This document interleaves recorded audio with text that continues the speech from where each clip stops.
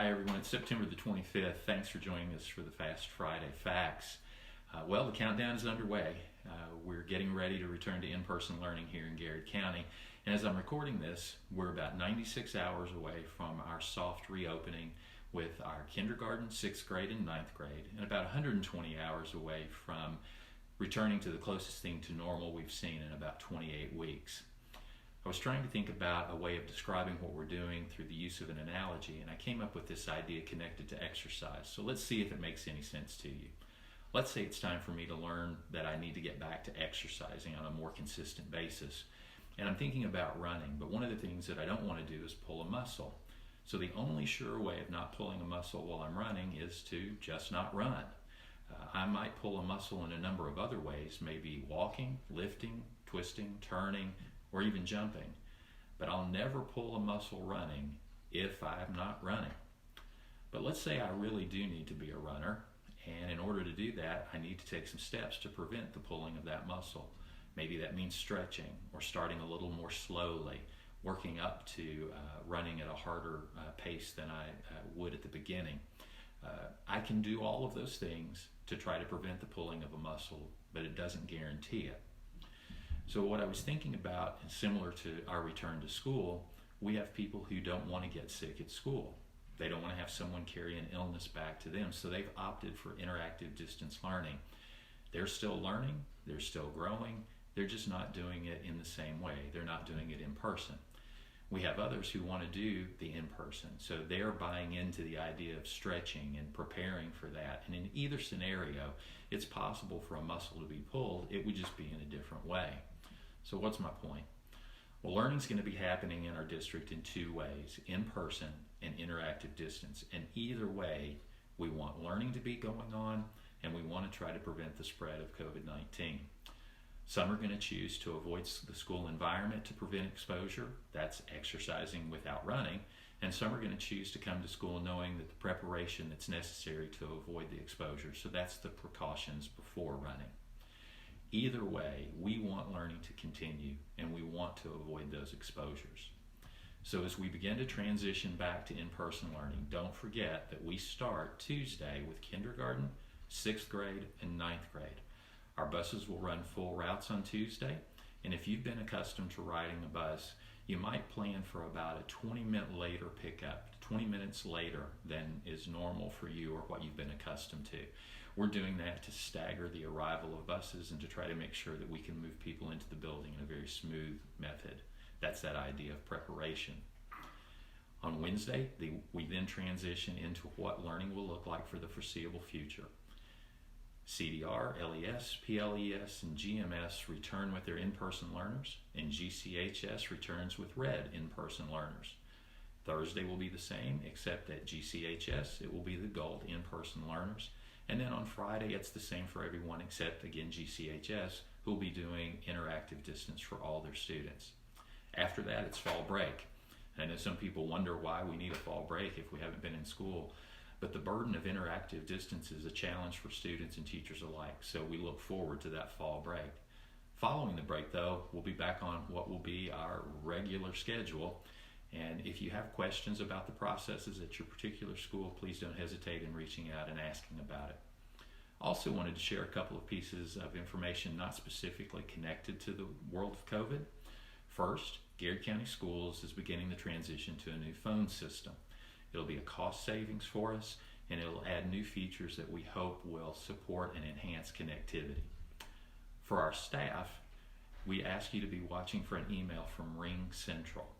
That helps you set up your account. We hope that rolls out by Monday, and we ask that you respond to that email just as quickly as you can because there's a 48-hour limit on that. The new system will create a soft phone for you, and that allows you to phone someone from your laptop or from a Chromebook or from an app on your phone. Chris Lang will be pushing that software out to the laptops and the Chromebooks in the district, and if you decide that you'd like to use your cell phone for a soft phone, you can download the app from Ring Central. There'll be more information about that coming your way. All of these allow you to make phone calls without giving up your personal information or your personal cell number. There's some additional features that will be coming to you as well. We're setting up some training opportunities for you around that. You'll also be receiving new physical phones. The early request that we have from you, though, is about responding to the email from Ring Central when you get it.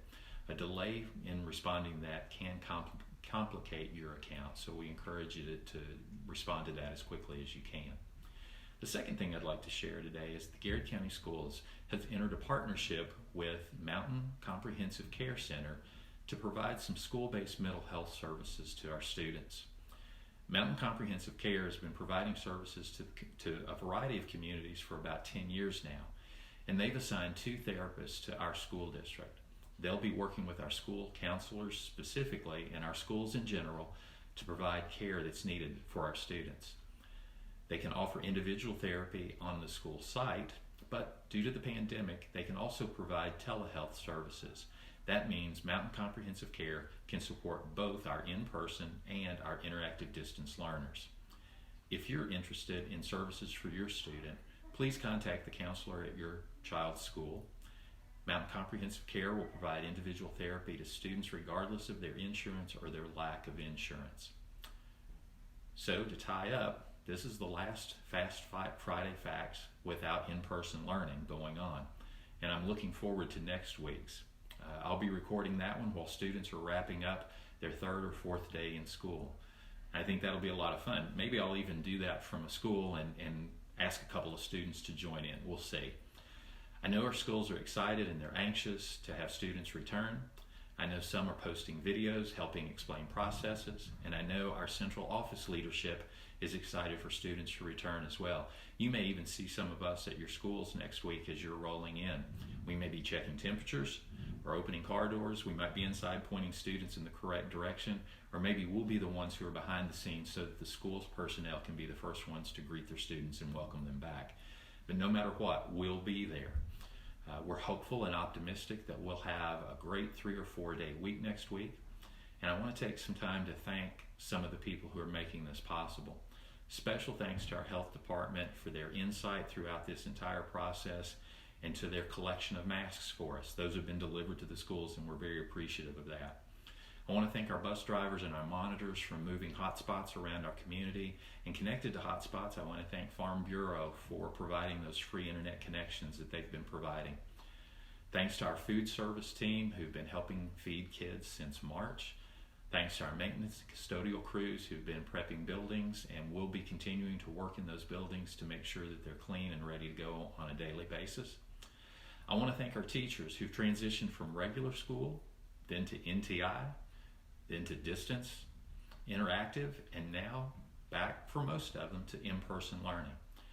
I want to thank our office teams for answering question after question at our schools and here in the central office. Thanks to our principals, assistant principals, and counselors, some who worked through or during vacation this summer. I want to give a special shout out to our exceptional child and preschool teams who've provided one-on-one services for the past several months. But I also want to give a huge shout out to our parents who flexed from being able to wake up every morning knowing that it was a school day to becoming NTI instructors, to interactive distance supporters, and now to our new in-person model. I know it's been a challenge in ways that you could have never imagined, and I want to thank you for working with us even when you might have been frustrated with us. But I think my biggest thank you goes out to our students. You've been thrust into an environment that no one could have ever prepared you for or no one could have ever imagined. And while going home at first probably was a little fun, it didn't last. But you did. You worked on NTI packets, you learned how to Zoom, you found ways to stay connected to friends even though it was tough and frustrating and maybe at times not even fulfilling. You promoted from one grade to the other without the normal celebrations. You lived through a summer filled with uncertainty and challenges and unanswered questions. You returned to school without really returning to school and learned more about the world of Google than you probably ever wanted to know. And now, for those of you who are returning to school, you get the next set of challenges. I want you to know how impressed we are with what you've endured and what you have overcome, and want you to continue to overcome those as we work toward that new normal. So enough about the past. Let's think forward. It's Friday. but Tuesday and Wednesday are coming. So let's do this thing. Thanks for joining me today. Look forward to next week and being able to talk to you about the in-person learning and how that's going.